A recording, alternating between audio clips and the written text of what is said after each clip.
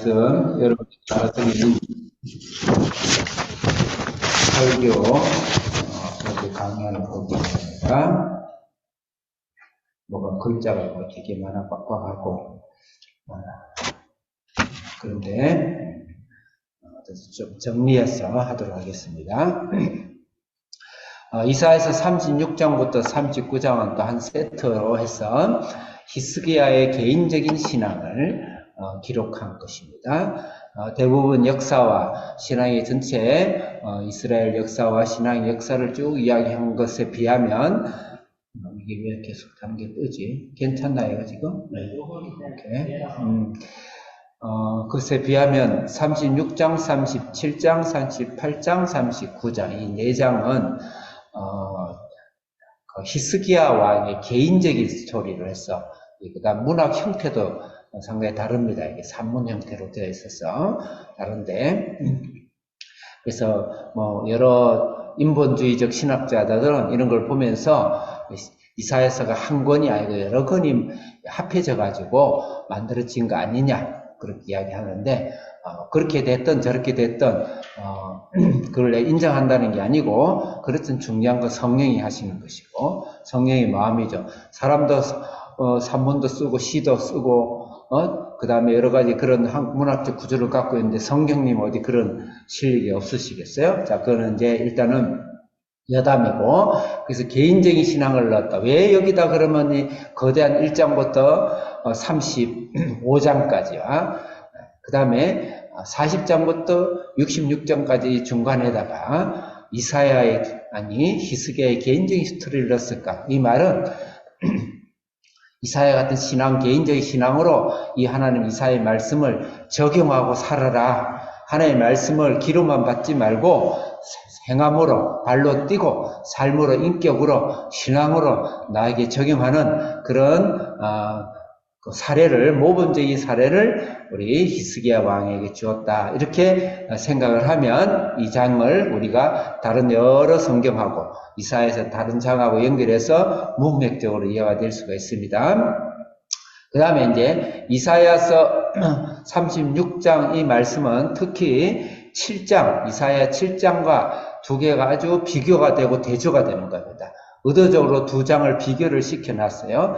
7장과 그 다음에 36장. 그럼 7장은 아스왕 때입니다. 아스왕 때. 그 다음에 이 36장은 오늘 금방 이야기 드렸듯이 히스기야 때의 말씀에 두 장을 비교를 해놨습니다. 비교가 되니까 아스는 저번 주에도 우리가 말씀을 나눌 때 신앙이 좋지 않은 왕이다. 그 다음에 히스기야는 다윗 왕 이후에 다윗을 버금가는 그런 신앙 좋은 왕이다. 특히 신앙을 완전 개혁하고 오늘 잘못된 이런 신앙 안에서 우리 하나님의 말씀으로 전적으로 성령으로 말씀으로 기도로 완전하게 돌아가고자 노력했던 또 교회의 모습도 요새 같은 초대 그리스도의 모습으로 돌아가고자 하는 그런 종교 개혁을 일으키는 종교 개혁을 일으키는 그런 왕으로 평가를 받고 있습니다. 그럼에도 불구하고 사람은 항상 부족한 것이 2%가 모자라죠. 그 모자란 2%의 모습이 마지막 39장에도 나오고 있습니다. 자, 그 정도 생각해서 이사야서를 조금 먼저 개론적으로 좀 살펴볼 필요가 있어요. 그래서 여러분들 문당 구분 한번 보겠습니다. 교재 문당 구분. 문당 구분에 보면 1절부터 3절 같이 읽겠습니다. 시작. 아스로 사네비 징고 영적 결단 후의 실현이다. 이 전체의 내 주제를 영적 결단 후의 실현이다. 이렇게 주제를 정할 수가 있는데 특히 1절부터 3절은 제일 중요한 오늘 이 36장에서 제일 중요한 말씀이다. 1절부터 3절을 아주 중요한 말씀이고 그것을 풀어서 마지막 4절부터 22절까지 쭉 부연적으로 설명을 했다. 이렇게 보면 됩니다. 1절부터 3절이 굉장히 중요하기 때문에 여기 상당히 역사적이고 이런 것을 먼저 볼 필요는 없지만 오늘 제가 또 말씀을 전하는 시간이니까 좀 볼 필요가 있어요.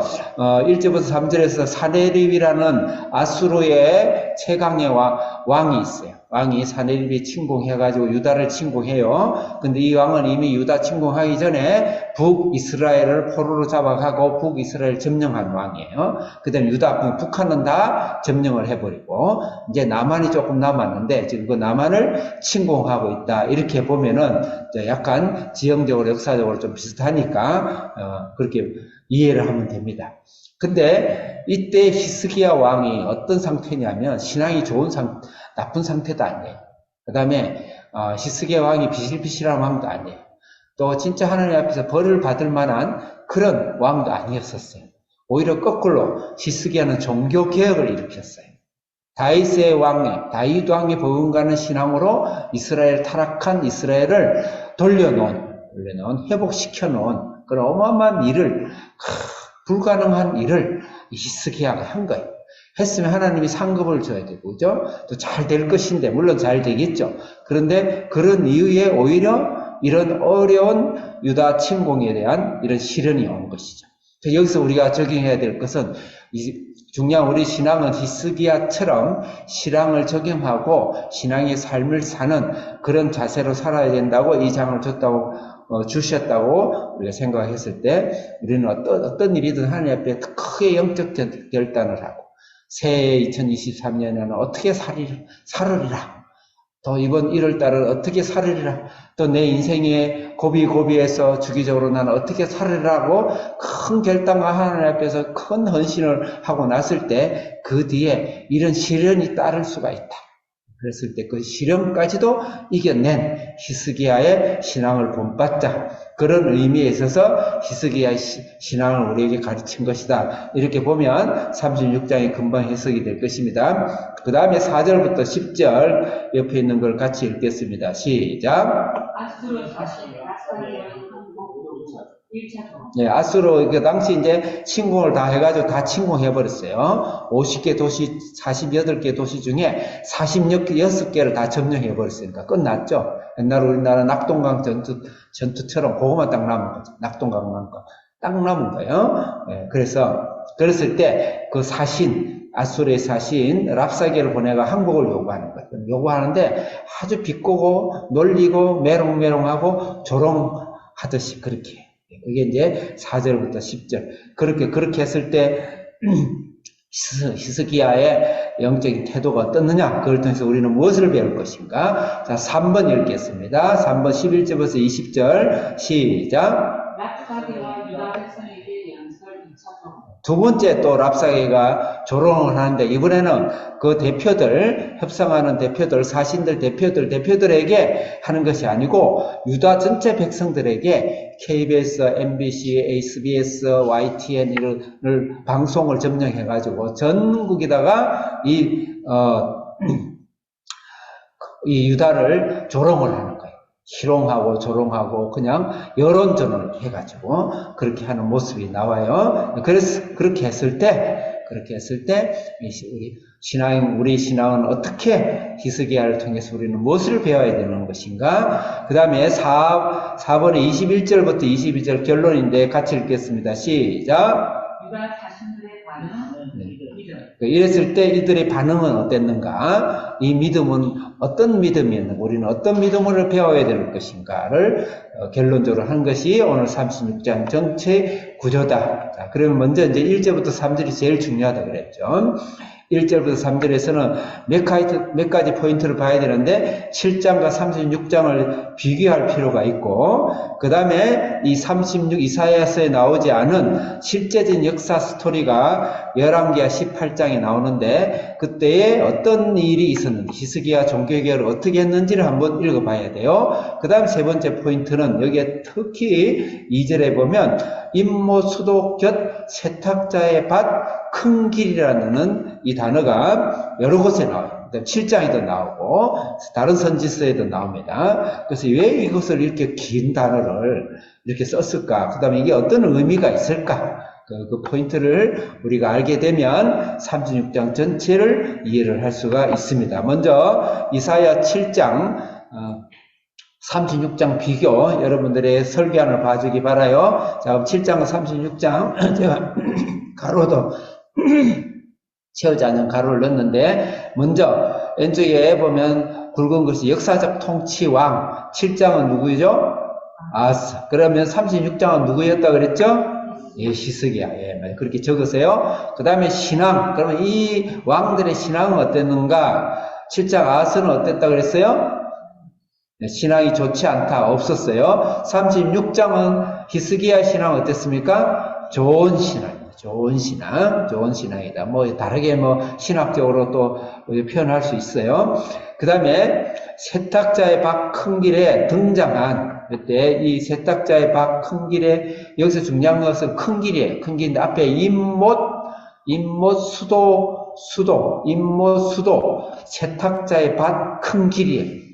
그래서 큰 길가에 나와 있는데 그 길의 지형 이름입니다. 지형이 있는 위치, 지형이 여러 가지 구조 이름을 이야기한 거예요. 그때 등장한 인물이 7장은 아하스왕이 나왔어요. 아하스왕과 누가 나왔을까요? 여러분 찾아봐야 되겠어. 나중에 7장에 이사야와 이사야의 아들, 둘째 아들 스룻 야숲이 나왔어요. 스룻 야숲. 이사야라는 건 하나님이 우리를 구원한다는 뜻이 있고 스룻 야숲은 포로로부터 우리가 돌아온다. 포로로부터 돌아온다. 포로로 잡혀간다. 그런 뜻이 있습니다. 어쨌든 너무 깊이 생각할 건 없고 그렇다 하는 거. 36장에 등장한 인물은 적군인 아수르 랍사게, 적군의 대신인 아수르 랍사게가 하고 그 다음에 3명이 등장하는데 바로 히스기야의 사신인 여호와김, 그 다음에 셈나, 그 다음에 누구였죠? 내가 지금 여기다 못 적어놨네. 네. 셈나, 요아 이 3명이 등장을 합니다. 자, 마지막으로 침략 이유가 제일 중요하죠. 7장에 있어서 7장도 바로 7장은 역사적으로 북이스라엘 베가 왕이에요. 베가 왕. 이때 남유다는 아하스 왕이었어요. 북이스라엘은 이 당시 아수르에게 침략을 당하기 직전이었겠죠. 아니지. 일단은 북이스라엘 베가와 그 다음에 아람 왕 르신이라고 했어요. 아람 왕. 지금은 사도 바울이 저기 신앙인들 잡으러 갔던 다메섹이라는 데 있죠. 다마스커스. 그게 바로 아람 지역이에요. 그래서 아람 왕 르신과 그 다음 북이스라엘 베가 왕이 둘이 연합군으로 해가지고 아하스를 침공하려고 온 거예요. 아하스를 침공하러 갔어요. 그럼 거기서 이사야 7장 6절하고 14절 혹시 6절 14절 기록했나요? 한기 선생? 내가 안 적어준 것 같은데. 줬어요. 예, 그럼 조금 이따 읽기로 하고, 하나님의 아들을 방해하는 게 제가, 하나님의 아들을 바꿔버리려는 거죠. 임마누엘 하나님의 아들이 못 오도록 다른 왕을 세우고자 하는 그것이 바로 침략 이유였어요. 그 말은, 그러고 나서 바로 임마누엘 하나님의 아들의 이야기가 바로 연이어서 나와요. 그 말은 문맥적으로 볼 때 하나님의 아들이 들어오지 못하도록, 이 땅에 나타나지 못하도록, 내 안에 하나님의 아들이 나오지 못하도록 방해하는, 아스가 하나 예수 그리스도를 신앙으로 거듭나고 받아들이지 못하도록 방해하는 그런 장이 7장이다. 그럼 36장은 이사야 36장 7장 열왕기하 18장 3절 6절은 히스기야가 종교개혁을 하고 나서 이 침략을 받았으니까 종교개혁, 신앙을 더 성숙하고 깨끗하고 거룩하게 하기 위한 종교개혁을 방해하기 위한 장이 36장이다. 전쟁의 원인이 그렇다 이렇게 보면 되겠죠. 자, 그럼 이사야 7장 먼저 침략 이유 중에서 7장의 6절하고 14절 읽겠습니다. 이사야 7장 6절. 자, 7장 6절 읽겠어요. 자, 화면을 보시고 시작. 우리가 올라가 이단을 쳐서 그것을 쓰러뜨리고 우리를 위하여 그것을 무너뜨리고 다윗의 아들을 그 중에 세워 왕으로 삼자 하였습니다. 네, 여기가 지금 베가 왕 북이스라엘과 연합군 의신 왕이 와가지고 우리가 다부엘의 아들을 이 아하스를 제어버리고 세워 왕을 삼자 그랬어요. 다윗이 후손관대 예수 그리스도가 오는데 그 못하게 하자. 그러니까 14절 읽겠습니다. 시작. 그러므로 주께서 친히 증거를 너희에게 주실 것이라. 보라, 자네가 잉태하여 아들을 낳을 것이요 그의 이름을 임마누엘이라 하리라. 아멘. 그러니까 마치 바람에 나무 떨듯이 아하스가 이들을 침략해 온다니까 벌벌벌 떠고 온 국민이 벌벌벌 떨었어요. 떨 때 하나님께서 아하스에게 이사를 통해서 담대해라, 이겨라 그랬더니 저는 믿음이 없어요. 아하스가 그렇게 이야기해요. 나는 믿음이 없나이다. 그래. 그럴 때 하나님께서 주신 말씀이 처녀가 잉태를 하여 아들을 낳을 것이다. 그 이름을 임마누엘로 너 믿음과 상관없이 내가 이를 보내리라. 그렇게 말씀을 하는 거예요. 상당히 문맥적으로 잘 이해가 잘 안 가요. 영적으로 이렇게 해석을 하지 않으면 얼른 봤을 때 왜 뚱딴이 같은 말씀이 나왔을까? 이 말은 바로 예수 그리스도를 보내겠다라는 이사야서 6장의 이사야를 통해서 거룩한 씨를 주겠다 해서 1장 5장까지는 거룩한 산을 이야기했고 7장부터는 아들을 이야기한다 그랬죠. 그래서 그 아들이 오지 못하도록 다시 말해 아들이 내 인생 속에 내 마음 속에 영혼 속에 내 가정 속에 들어오지 못하도록 하는 방해, 신앙의 방해 세력이다 이렇게 하면 되고 36장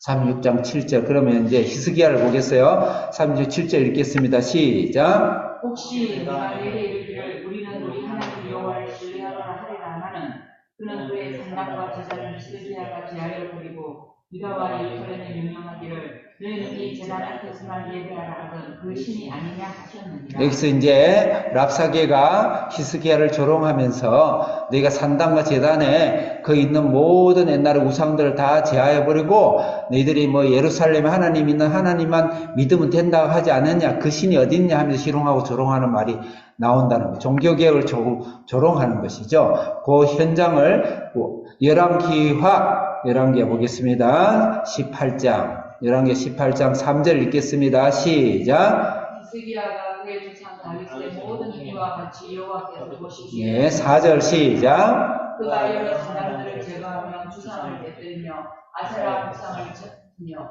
모세가 만들었던 녹뱀을 이스라엘 자손이 그때까지 향하여 분양함으로 그것을 부수고 누구야 사람이라 일컬은 속이 시원하죠. 막 우상들을 다 불태워버리고 깨트려버리고 아세라 찍어버리고 심지어는 하나님 잘 믿으라는 상징적인 노뱀을 또 절을 하고 하니까 여러분 하나님 믿음이라고 해서 빙자한 어떤 우상도 하나님 원치 않아요. 그래서 막 같이 웅정한 교회가 하나님의 장소인 마냥 큰 십자가가 뭐 하나님 장소인 양 그 거룩한 것과 가력한 마음은 좋아요. 마음은 하나님 받으세요. 근데 그게 전도되면 목적과 과정이 전도되면 그것은 바로 잘못된 신앙이죠. 5절 읽겠어요. 시작. 히스기야가 이스라엘 하나님 여호와를 의지하였는데 그의 종 유다 여러 왕 중에 그런 자가 없었다. 참 하나님이 얼마나 기뻐하시겠어요. 6절 시작. 곧 그가 여호와께 연합하여 그에 대해서 떠나지 아니하고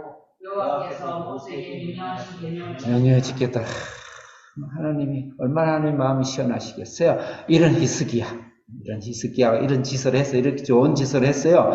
근데 그것을 방해하고자 아수로 와가지고 아주 조롱하고 희롱하고 그런 것이죠. 그랬을 때 히스기야의 영적 자세, 영적 신앙을 우리가 배우자 이 말이에요. 7장에서는 예수님을 믿을 때 어려움에 대해서 우리가 영적으로 하나님의 자세를 잘 배우고 그 다음에 36장에서는 우리 신앙의 성장 가운데 하나님의 거룩함으로 더 나아가는데 하나님을 위해서 열심히 또 일하려고 결단하는데 그때 어려움이 왔을 때도 우리는 히스기야 같은 신앙을 우리가 본받자 이런 의미로 오늘 36장을 보는 겁니다.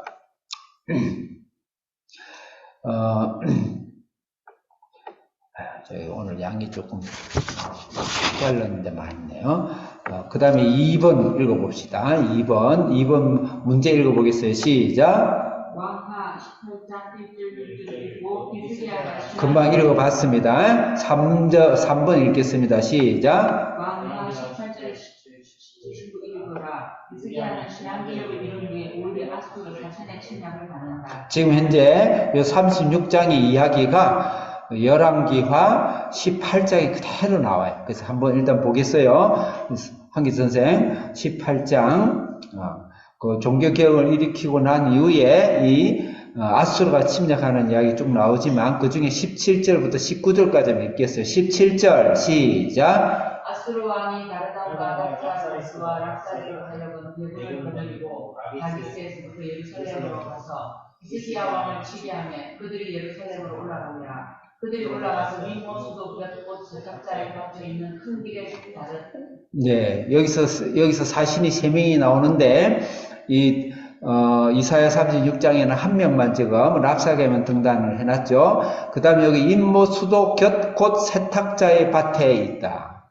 똑같은 단어를 쓰죠. 7장에도 이 단어가 나오죠. 18절 읽겠습니다. 시작. 그들이 왕을 부르매 히기야의 아들로서 왕궁의 주임자인 엘리야김과 스리와 셈나와 아삽의 아들 사반 요아가 그에게 나 엘리야김, 셈나, 요아. 그 다음 19절 시작. 랍사게가 그들에게 이르되 너희는 히스기야에게 말하라. 대왕 아수르 왕의 말씀이 내게 의뢰하는 이 의뢰가 무엇이냐. 네, 그래서 18장을 읽은 것은 종교 개혁을 한 이후에, 신앙 개혁을 한 이후에 아수르 왕이 이렇게 와서 침략했다. 36장도 종교 개혁을 한 이후에 똑같이 했다라는 것을 보여주기 위해서 읽은 것입니다. 그래서 오늘 포인트 중에 아주 중요한 것은 이렇게 훌륭한 신앙 개혁을 한 이후에 영적 공격과 영적 방해에서 능히 이겨나간 히스기야의 신앙을 본받자. 그것이 바로 36장의 말씀이다. 그 다음에 이제 4번, 여러분들, 4번을 읽겠습니다. 여러분들 강의한 시작. 윗모수도 곁 세탁자의 큰 길은 어떤 장소로 생략되는가? 네, 계속 읽었죠.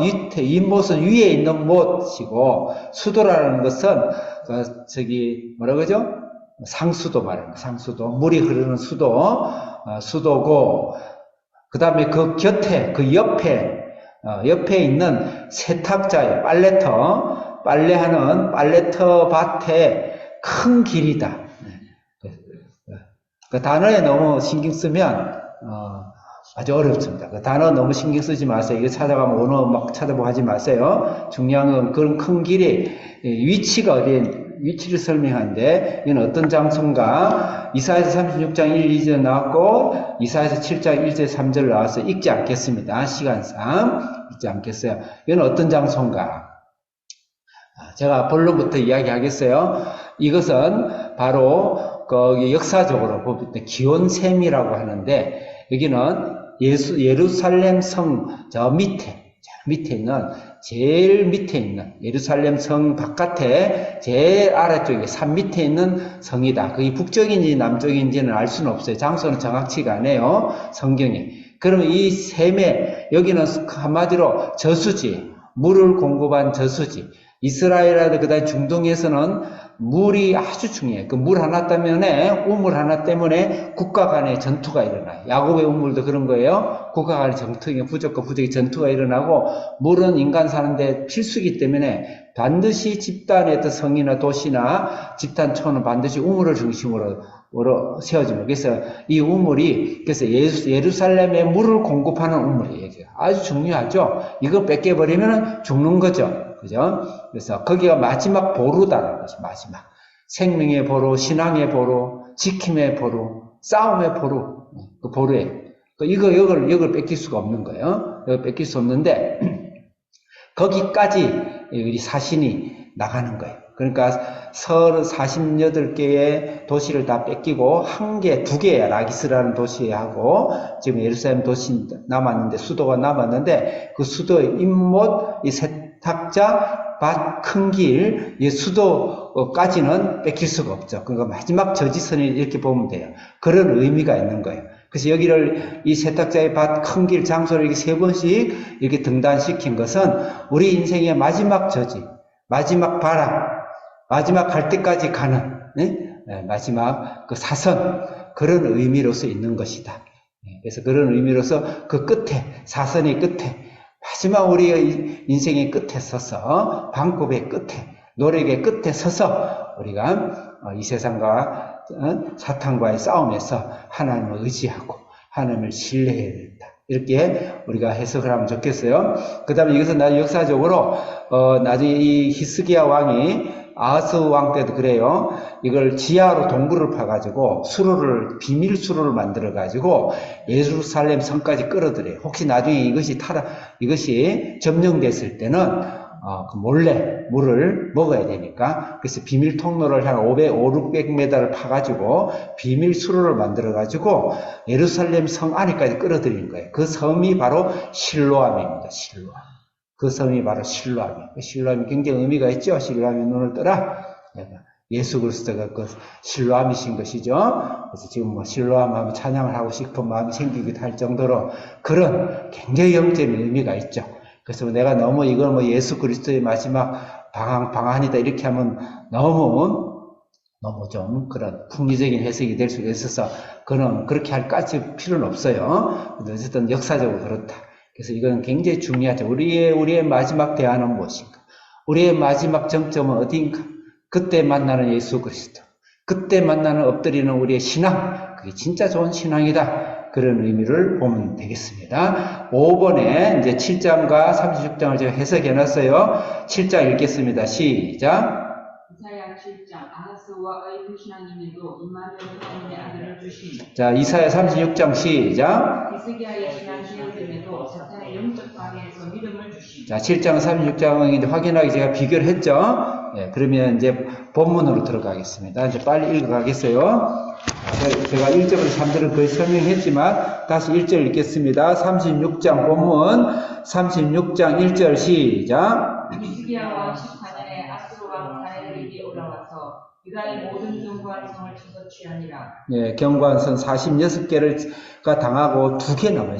2개 중에서 뒤에 나오는 라기스, 2절에 나오는 라기스는 애굽으로 가는 길목인데 애굽의 원군이 오는 길목인데 거기를 점령을 해버린 거예요. 점령을 해서 거기까지 그 다음에 점령했는데 유다는 마지막에 경과 다 뺏겼다 이 말이죠. 2절 읽겠습니다. 시작. 아수르 왕이 라기스의 수도터 랍사기를 예루살렘으로 보내되 대군을 거느리고 히스기야 왕에게로 가려하매 그가 림모 수도 곁 제사장의 큰 길에 서매. 네, 결국 한 개밖에 안 남아. 라기스도 점령됐네, 그죠? 점령되고 하나 남았어. 이거는 모든 도시가 그 나라 점령되고 낙동강만 남았는데 그거는 다 멸망 아니에요? 마지막이죠. 그런 신앙이 히스기야의 입장에서 어땠을까? 우리 신앙에서 이렇게 됐을 때 우리 신앙은 어떨까? 그런 자세에서 우리가 신앙생활, 거기서부터 우리 신앙이 시작되는 것이다. 3절 읽겠습니다. 시작. 힐기야의 아들 왕궁 맡은 자 엘리야kim과 수비관 셋나와 아사의 아들 사관 요아가 그에게 나아가니라. 네, 아멘. 그래서 1절부터 3절이 가장 중요한데 여기서 3가지 중요한 이슈, 포인트를 우리가 생각을 해야 된다. 7장과 36장이 비교해서 우리는 어떤 교훈과 어떤 신앙을 받을 것인가.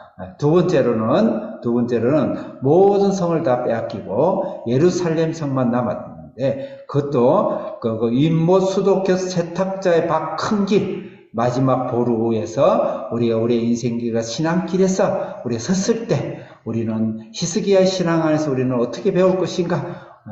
그것을 배워야 되는 것이죠. 자, 그 다음에 이제 4절부터 10절까지가 두 번째 문단입니다. 4절부터 10절까지 두 번째 문단이에요. 여기서는 이제 1차 조롱입니다. 이제 이 랍사게가 대신들, 그러니까 히스기야의 대신들을, 외교관들을 이제 불러가지고 서로 이제, 이들이 왔으니까 타협을 하고 협상을 해야 될 거 아니에요. 그렇게 했을 때 랍사게가 이를 희롱하면서 하는 말들이 쭉 나와요. 여기서 랍사게가 이들을 희롱하고 하면서 선전 포고했던 이 말을 거꾸로 뒤집어 보면 거꾸로 랍사게가 한 말을 거꾸로 안 하고 거꾸로 행동하면 그게 믿음이 되는 거예요. 항상 적군과 사탄이 말할 때 거꾸로 행동하면 그건 굉장히 믿음의 행동이 되는 거예요. 그래서 여기서 우리가 좋은 믿음, 히스기야의 좋은 믿음을 이 랍사게를 통해서 우리 역으로 추적해서 우리가 믿음을 우리 본받아야 된다. 이렇게 생각하면 4절부터 10절에서 우리 랍사게의 설교를 통해서 랍사게의 그 협박을 통해서 우리 신앙을 좀 찾아봐야 돼요. 그래서 여기서 좋은 믿음이란 무엇인가라는 주제를 가지고 목록을 한번 찾아봅시다. 4절 읽겠습니다. 시작.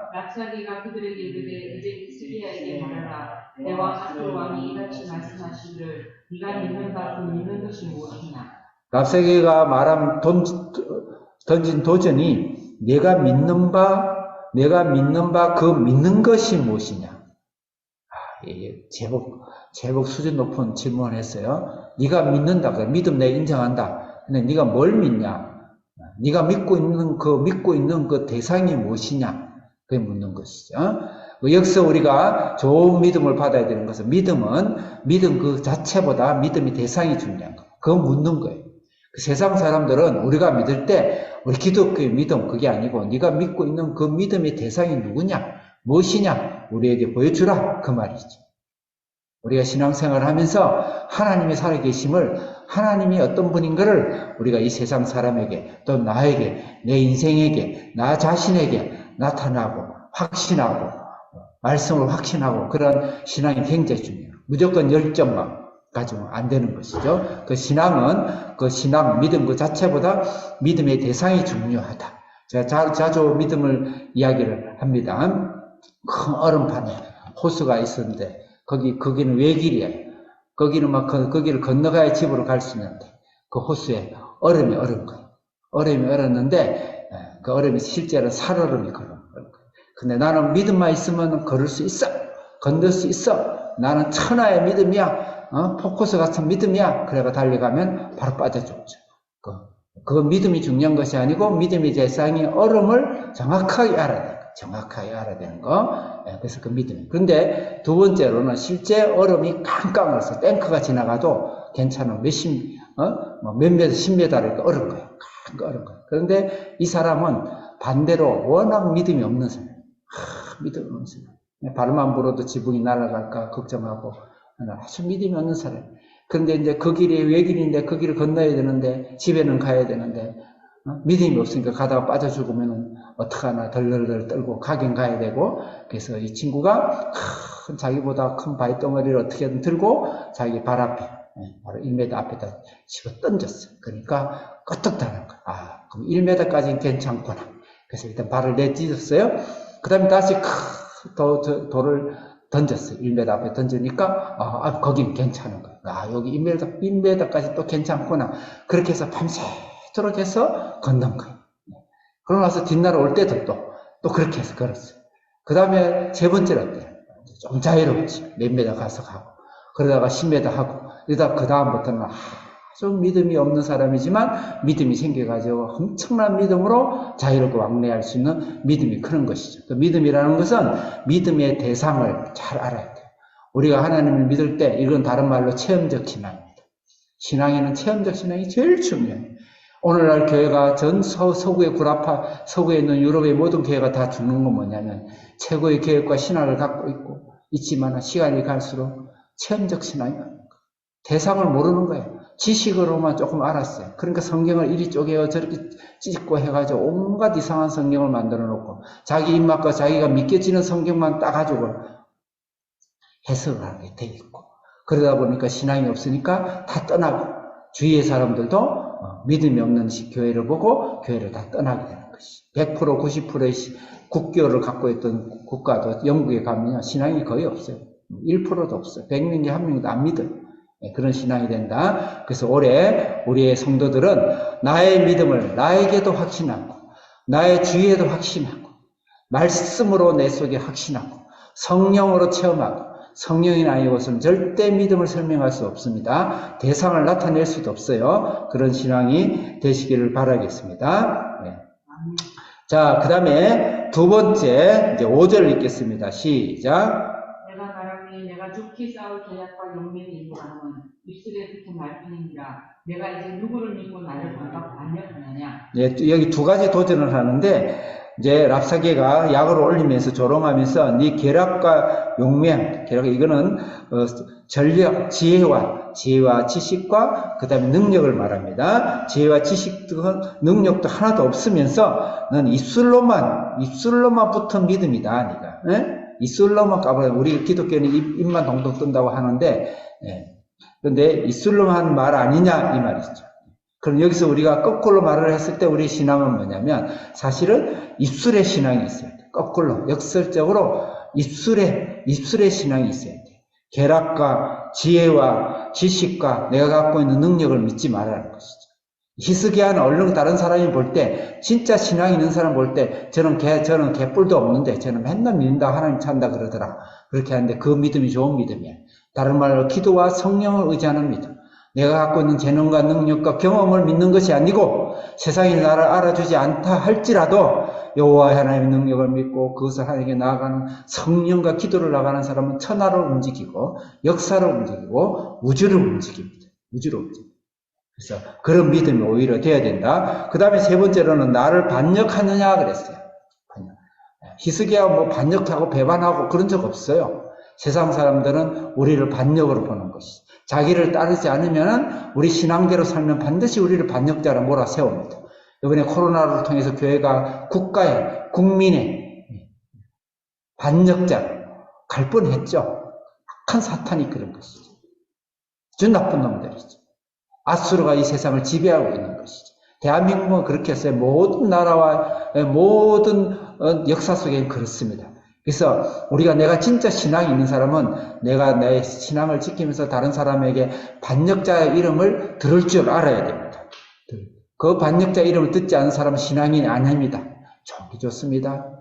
예배하지 마시고 신사참배 하라면 하고 코로나 때 예배 드리지 말라고 하고 그렇게. 물론 그것이 지혜롭게 어느 정도는 필요하지만 신앙의 본질을 건드리는 그런 일은 우리가 하면 안 된다. 그래서 우리 신앙이 좋을수록 국가로부터, 때로는 사회로부터, 때로는 직장으로부터, 때로는 학교로부터, 때로는 심지어는 가족으로부터, 때로는 부모로부터, 자녀로부터, 심지어는 부부 사이까지도 너는 나의 반역자야. 그런 것을 들을 수 있어요. 단 뭐냐면 주의사항은 내가 반역을 하면 안 돼요. 내가 반역을 하면 안 됩니다. 예수의 이름으로 이혼하자 그러고, 예수의 이름으로 너는 부모는 필요 없다 그러고, 예수의 이름으로 나는 폭동을 일으키고 이렇게 해서는 안 돼. 내가 반역해서는 안 되지만 나는 주님을 위해서 하나님을 사랑하고 세상을 사랑하고 그렇게 살아가고 하나님 그리스도의 사랑으로 희생으로 살아가는데 이 세상이 나를 반역자로 반드시 몰아세웁니다. 이 랍사가의 반역과 이런 말을 하게 된다는 것이죠. 그런 신앙에서 히스기야는 이기고 승리한다. 자, 그 다음에 이제 네 번째 믿음이에요. 자, 6절 읽겠습니다. 시작. 보라, 내가 애국을 믿는도다. 그것은 상한 갈대 지팡이와 같은 것이라. 사람이 그것을 의지하면 손이 찔리리니 애국왕 바로는 그를 믿는 모든 자에게 이와 같습니다. 애국을 의지한다. 세상에 있는 모든 것을 의지하고 나 자신의 능력을 의지하는 것이죠. 의지를 내가 하는 것 같이 보이죠. 그다음 6절 시작. 7절 시작. 혹시 내가 내게 이르기를 우리는 우리 하나님 여호와를 신뢰하노라 하려나는 그는 그의 산당과 제단을 히스기야가 제하여 버리고 유다와 예루살렘을 명령하기를 너희는 이 제단 앞에서만 예배하라던 그 신이 아니냐 하셨느니라. 결론부터 이야기하면 예루살렘에 있는 예배자만, 예루살렘에 있는 신만 예배하는 신앙. 예루살렘에 있는 신은 예수 그리스도죠. 거룩한 예수 그리스도, 성전 안에서 예수님 제물 되신 예수 그리스도, 그 성전은 예수 그리스도를 말하는 것이죠. 예수 그리스도만 믿는 신앙이 바로 말 그대로 유일한 예수 그리스도만이 답이고 예수 그리스도만 해결이고 그런 신앙으로 살아간다. 그 다음에 8절 읽겠습니다. 시작. 그러므로 이제 청하노니 내 주 아수르 왕과 내게 하라. 내가 내게 말 2,000피를 주어도 너는 그 팔자를 능히 내지 못하리라. 네. 9절 읽겠습니다. 시작. 그런즉 네가 어찌 내 주의 종 가운데 극히 작은 충동한 사람들을 물리칠 수 있으랴. 어찌 애국을 믿고 병거와 기병을 얻으려 하느냐. 그 다음에 2,000필에 말을 줄 테니까 말 몰 사람이나 데리고 와봐라. 나 아무것도 없지 않은 허접한 너희들아. 조롱하는 거죠. 그 다음에 우리 총독 중에 다시 말해서 장군 중에서 제일 작고 제일 못나고 가면 100전 99패 하는, 한 번은 그냥 도망 나오고, 그런 장군 하나 줄 테니까, 장군 붙여줄 테니까, 장군 한번 싸워봐라. 그것도 못 이기면서, 너희들이, 그렇게 하느냐. 그렇게 조롱하는 거예요. 그래서 세상의 조롱에 대해서.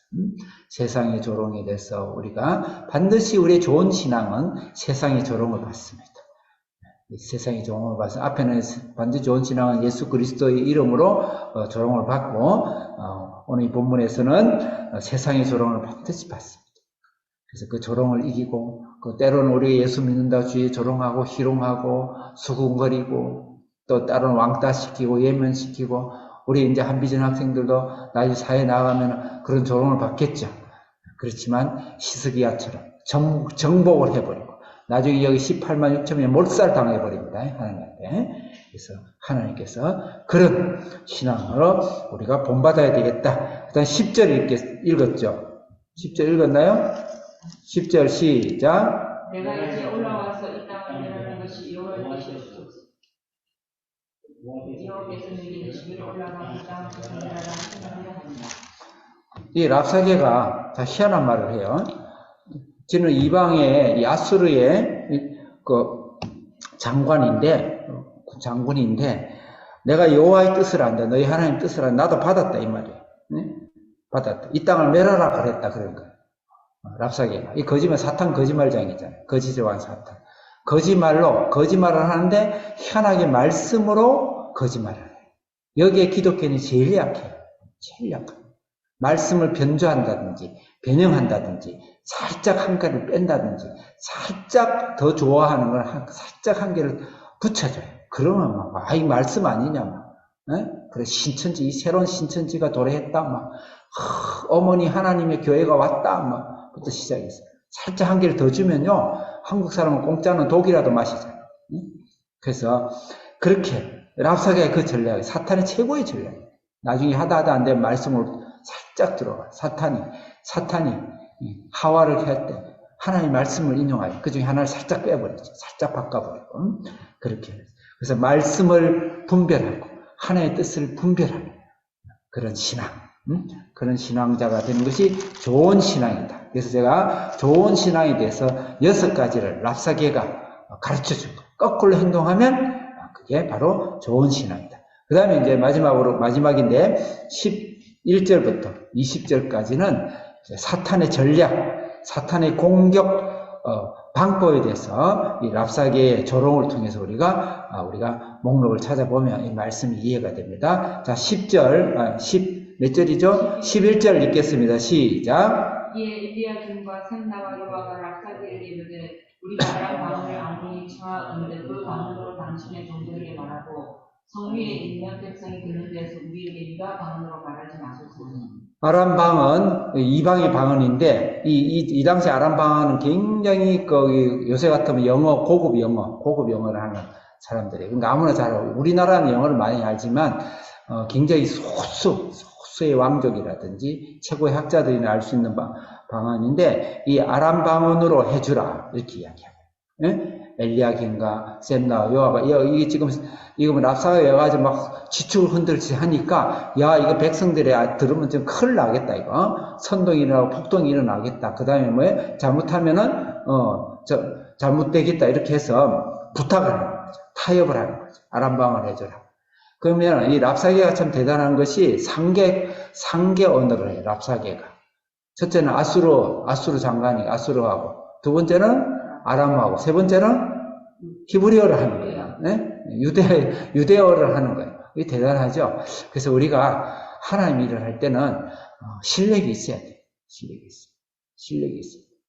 그럼 아람 방언으로 해주라. 이 말은 그러면 엘리야김과 셈나와 요한은 아람어를 한다는 거예요? 안 한다는 거예요? 할 줄 아는 것이죠. 제2 외국어는 필수예요, 필수. 자, 뭐 그거 말을 하는 게 아니고 여기서 바로 이런 말을 해서 청하는 거예요. 타협하는 것이죠. 그래서 절대 사탄하고 타협을 하면 안 돼요. 얘들의 실수 중에 하나가 모르겠어요. 다른 학자들마다 이건 그럴 수밖에 없다고 이야기하는데 어떻게 이건 영적 교훈으로 하는 거니까 본질적인 건 아니에요. 타협. 그래서 사탄이 전략할 때 절대 타협시킵니다. 타협하도록 유도하죠. 타협에 말리면 안 된다. 두 번째로 12절 읽겠습니다. 시작. 마찬가지로 내 주께서 이 일을 내 주와 내게만 말하라고 나를 보내신 것이냐.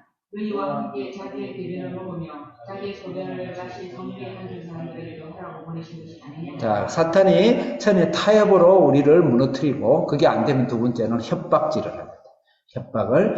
네가 내 백성들, 이게 왜냐면 백성들에게 하는 거예요, 백성들에게. 그런데 대변과 소변을 마실 것이다. 이 말이 무슨 말이에요? 대변을 먹고 소변을 마실 이 말이 뭐예요? 먹을 게 없으니까. 예루살렘을 뺑뺑뺑 돌려가지고 물도 주지 않고 내 소변을 먹어야 되고, 먹을 게 없으니까 대변을 먹어야 되고, 심지어는 자기 애를 돌아가면서 잡아먹어요. 그렇게 될 것이라는 아주 협박을 하는 거죠. 협박. 그래서 사탄이 우리를 공격할 때 특히 하나님 위해서 내가 올해 바로 살리리라. 나는 올해는 2023년은 주님 위해서 살리라. 내 인생을 주님 위해서 도전하리라. 이렇게 결단하고 나면 이런 어마어마한 사탄의 공격들이 온다는 것이요. 그럴 때 우리는 히스기야처럼 눈도 깜짝이지 않고 바로 사탄아 물러가라. 인생이 나를 건들 수가 없어요. 그 협박질을 한다. 세 번째 사탄의 전략은 13절, 14절, 15절. 굉장히 중요한데 13절 시작. 이에 락자리가 일어서서 유다 방언으로 크게 외치되 너희는 여호와 아수르 왕의 말씀을 들으라. 참, 이 유다 방언으로 일어나서 하지 말랐는데 어때요? 이제 큰 성에서 마이크로 다시 마이크, 이 당시에 마이크 비슷하게 이렇게 하겠지만 이제 요새 같으면 MBC를 KBS 다 잡으면 모든 신문사 다 잡아가지고 언론 플레이 하는 것이죠. 선동하는 것이죠. 사탄이 하는 거예요. 그 언론 플레이는 사탄입니다. 포퓰리즘을 하는 것은 사탄들이 하는 거예요. 사탄들이. 이렇게 안 갔으면 좋겠는데 이놈들이 그렇게 하는 거예요. 유다 방언을 크게 외쳐가지고 14절 시작. 왕의 말씀에 너희를 히스기야에 대해 미혹되지 말라. 그가 능히 너희를 건지지 못할 것입니다. 네, 이제 방송이 이제 9시마다 나오니까 국민이 처음에는 이게 뭔가 했다가 계속 해보세요. 이게 큰일 났다. 우리가 히스기야도 썩혔구나. 이게 하나님이 아니구나, 이거. 이러면서 점점 한국 교회가 지금 그렇게 무너지고 있죠. 지금 대중 매체에 의해서. 15절 시작. 히스기야가 너희에게 여호와를 신뢰하게 하려는 것을 따르지 말라. 그가 말하기를 여호와께서 반드시 우리를 건지시니 이 성이 아수르의 왕의 손에 넘어가지 아니하리라 할지라도. 그래서 선동. 처음에는 타협을 시키고 안 되면 협박질을 하고 안 되면 그 다음에 선동, 부정의 감정과 부정적인 사실과 그다음 불순종하기. 근데 팩트를 가지고 해요. 팩트 없이 하자. 물론 팩트 플러스 거짓말이죠. 팩트가 50% 있어요. 석가가 잘 요리해가지고 소설화시키고, 그 다음에 픽션화 시키고 해가지고 그렇게 하죠. 항상 한다. 예전이나 오늘이나 앞으로 미래나 사탄은 그게 사탄이 바로 정체. 그래서 우리가 선동질하고 부정적인 선동을 하고 부정적인 이야기를 하고 불순종의 그런 클럽을 만드는 데서는 절대 가면 안 돼. 그 사람이 혹시 거룩한 목사라도 가면 안 돼.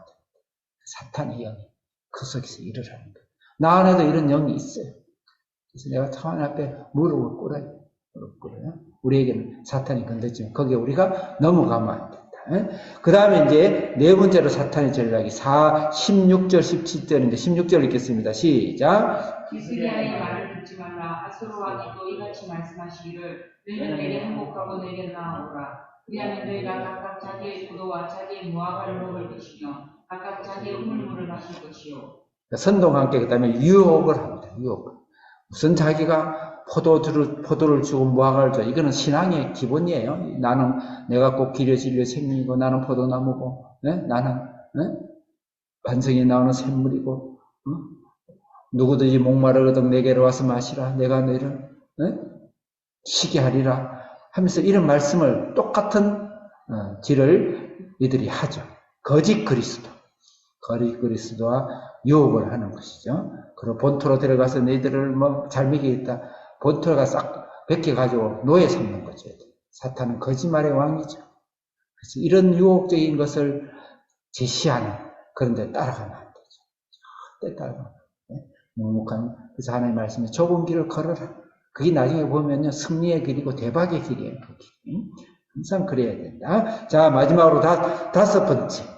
18절, 19절, 20절인데, 이제, 17절 읽겠어요. 시작. 내가 와서 너희를 너희 본토와 같이 곡식과 포도주와 떡과 포도원에 있는 땅에 옮기기까지 하였다. 그것까지 유혹입니다. 이번에는 이제 18절, 19절, 20절은 하나님을 이제 끝내 부인시킵니다. 그러고 나니까 유혹이 되죠. 그럼 하나님 부인시킵니다. 18절 시작. 혹시 히스기야가 너희에게 이르기를 여호와께서 우리를 건지시리라 할지라도 죽지 말라. 열국의 진들 중에 자기의 땅을 아수르 왕의 손에서 건진 자가 있느냐. 19절 시작. 하맛과 아르밧의 신들이 어디 있느냐. 두발 와인의 신들이 어디 있느냐. 그들이 사마리아를 내 손에 이미 북이스라엘 왕국은 아수르에 완전 좀 더 노예가 됐어요. 식민지 되었어요. 그런 모든 도시마다 신이 있는 것도 그 주변에 있는 많은 모든 아수르가 전 세계 제패하고 있으니까 신들 어디 있느냐. 그래서 우스운소리 하지 마라. 사마리아도 어디 있느냐. 뭐 사마리아 이런 이야기도 이제 아수르가 사마리아를 전부 다 여자들을 전부 다 나쁘게 만들어 가지고요 다른 애들 다 낳게. 그래서 이게 바로 사마리아를 돌아가게 하는 그 지경이 바로 이 아수르가 고짓을 한 것입니다. 어마어마한 그렇게 하고 18절, 19절 읽겠습니다. 20절 시작. 이 열방의 신들 중에 어떤 신이 자기의 나라를 내 손에서 건져냈기에 여호와가 능히 예루살렘을 내 손에서 건지겠느냐 하시니라 하니라. 다시 말해 하나님을 부인시키는 거죠. 하나님 부인하게 결국은 한 오를 만드는 것이죠. 우리나라의 신앙은 지금 바로 유혹에서 하나님을 부인하는 그 바로 적경까지 왔습니다. 조금만 더 있으면 모든 성도들이 모든 교회가 하나님을 부인하는 교인들이 많이 생기게 돼요. 지금 거기 직전까지 왔어요. 우리가 마음을 찢고 그래서 오늘 나중에 이제 21장, 22장 마음을 찢고 하나님께 회개하고 기도 중요하겠죠. 그리고 우리가 특히 올해를 시작할 때, 내 가정을 하나님께 시작할 때, 뭔가 하나님 위해서 새롭게 결단하고 말씀을 보고 이제 앞으로 기도도 하고 새벽 기도도 하고 내가 큐티도 하고 주님 위해서 더 살리라 이렇게 작정을 하고 결단을 했을 때 이런 공격이 올 때 절대 눈도 깜짝하지 마라. 오히려 예수 그리스도의 권위와 이름으로 이들을 물리쳐버려야 돼요. 아무것도 아니에요. 이거. 다 종이 호랑이들인 거예요. 자, 그래서 어떻게 이기는지 21절 읽겠습니다. 시작. 그러나 그들이 잠잠하여 한 말도 대답하지 아니하였으니 이는 왕이 그들에게 명령하여 대답하지 말라. 승리한 방법은 첫째 잠잠합니다. 한 말도 하지. 물론 히스기야가 시킨 거예요. 이 대신들에게. 한 말도 하고 대꾸하지 마. 잠잠해. 이런 일이 있어요. 우리 사회운동한다, 사회적 보험을 한다 해서 정치운동한다, 다 좋아요. 물론, 할 건 해야지. 할 건 해야지. 잠잠하라 해서 아무것도 하지 말라는 게 아니에요. 영적으로 잠잠해야 돼. 내 할 일을 하면서. 잠잠해야 돼. 이것은 어떤 방법을 하더라도 기도와 성령의 방법을 하라. 이 말이에요. 잠잠해라. 이거는 세상적인 방법으로 하지 말고, 하긴 하되, 우리가 싸워야 되잖아. 예루살렘 성 지켜야 되죠. 오면 싸우지. 저들이 칼로 들고 우리 무기 싸워야 되죠. 그렇게 하되 잠잠해라. 오직 여호와의 신과 성령, 기도의 능력, 하나님의 능력을 의지하고 해라. 그렇게 해서 이기는 것이죠. 그 다음에 22절 두 번째 방법 시작. 그때 힐기야의 아들 왕궁 맡은 자 엘리야kim과 스기간 셈나와 아삽의 아들 사관 요아가 자기의 옷을 찢고 히스기야에게 나아가서 랍삭의 말을 그에게 히스기야 알렸는데 옷을 찢더라. 옷을 찢다. 옷을 찢는 방법을 하는 거예요. 옷을 찢는다는 말은 무엇일까요? 이거는 영적인 열정. 영적인 열정만은 뜨거운 하나님의 신앙만은 내가 하나님께 기도하고 하나님의 성령으로 하나님 앞에서 기도하고 엎드려 그때 구하고 이 어려운 지경을 이 악한 사탄과 이 어려운 것을 하나님 다 제해 주시도록 기도하되 하나님의 기도를 열정적으로 하고 믿음을 열정적으로 갖고 비전을 열정적으로 갖는 패션을 가지고 그래서 내가 그 밑에 The Passion of the Christ 이렇게 했는데 예수 그리스도의 그 어마어마한 순환의 죽음을 비참한 죽음을 왜 패션이라는 단어를 썼을까? 내가 처음에 거기에 대해서 나는 감이 오긴 왔는데 너무 역설적이다 이 생각이 들었어요. 죽음의 순환에 예수 그리스도 순환 이러면 좋겠는데 왜 예수 그리스도의 열정, 예수 그리스도의 사랑, 고통도 되죠. 그래서 내가 그 말을 하려고 하는 거예요. 그러니까 그러니까 열정은 고통인 거예요. 예수님의 그 사랑과 열정이 예수님 십자가의 고통을 죽으셨잖아요. 그래서 패션이라는 말이 원래 고통에서 나온 말이에요. 그렇지만 대부분의 문자적인 사전적 의미는 열정입니다. 패션을 쓰는데 그와 같이 옷을 찢는다는 것은 예수 그리스도의 십자가로 예수님이 최대의 사랑을 표현하듯이 이 악한 사탄과 이런 것에 요하를 모독하고 하는 이런 것에 대해서 우리가 예수 그리스도의 열정으로 나가야 된다. 예수는 죽으면 죽으리라는 신앙으로 나가야 된다. 결코 포기하고 좌절하지 말아라. 이제 결론을 내겠습니다. 우리 신앙 올해 2023년 시작하면서 내 인생에서 한 번도 경험해보지 못한 하나님의 사랑과 하나님의 열정과 비전과 성교와 전도와 내가 물건 하나 팔더라도 직장에서 1시간 일을 한다 하더라도 자녀를 키워서 다른 사람 볼 것이 없이 하는 것 같을지라도 주님의 나라를 위해서 내가 한다. 주님의 이름을 한다. 주님의 성령을 한다. 주님의 능력을 한다. 그 새로운 결단으로 하나님 거룩하게 나갈 때 반드시 랍사게 나타나서 우리를 조롱하게 될 것입니다.